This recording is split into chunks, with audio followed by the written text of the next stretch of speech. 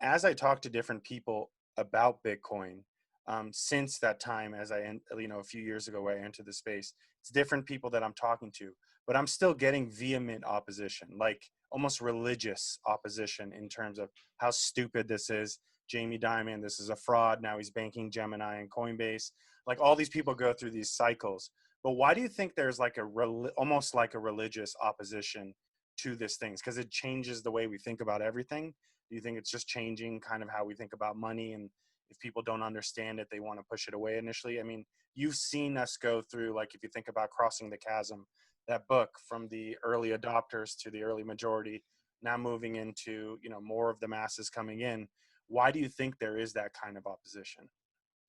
Yeah, so there's two sort of camps of opposition, right? Like there are the people that are what I would call no coiners that don't own anything, and they've been vehement against it for a long time. Hmm. And then there are the shitcoiners, the Hmm. people that are saying, oh, blockchain's going to change everything and so on. I mean, I think they're both equally wrong. But let's talk. I think your question is more towards no coiners. And for them, at least from what I've observed, it challenges their identity and worldview. So there, even amongst the no coiners, there's multiple types, right? You have the Peter Schiffs of the world, the people that are very into gold, that can't see past gold being the only basis for any sort of uh, you know decentralized currency. Um, and then there are other people that are part of the traditional financial system, the Paul Krugmans of the world, that think, oh, like this just doesn't work. So for the Peter Schiffs and stuff, people, they identify very strongly with gold. It's part of their identity, and it's very hard for them to let go of that. There are people that do cross from gold to Bitcoin, and certainly a lot of libertarians have.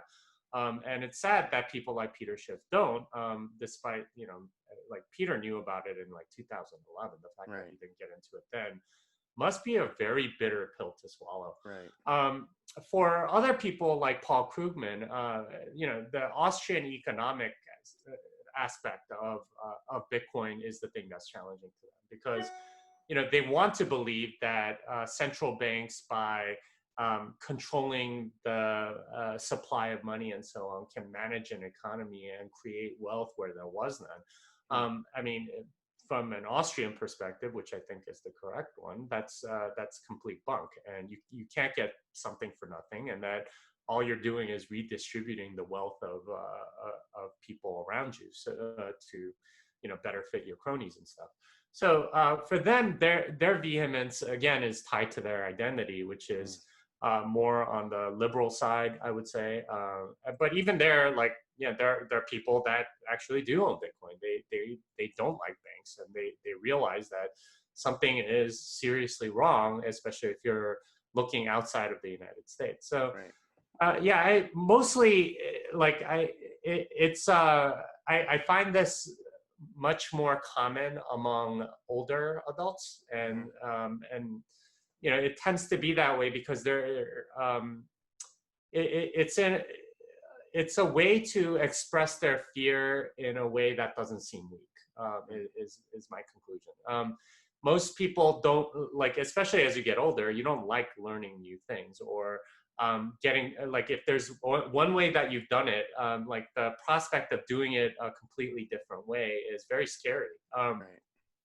Whereas for somebody that's under 30, they played World of Warcraft or something like that. They like it's not a very hard transition. But Right. if you're 70 years old, can't type more than 20 words per minute or something like that, this is extremely intimidating. So like the arguments that you tend to get are not necessarily against Bitcoin per se. It's more rationalizing their fear. Right. Man, that was spot on. Yeah, absolutely. I think you articulated that very well.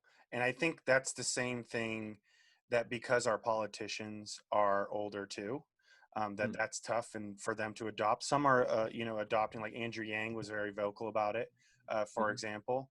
And I thought it's very interesting, the US's stance on this. It makes sense. I mean, the US currency is a big part of why the US is powerful.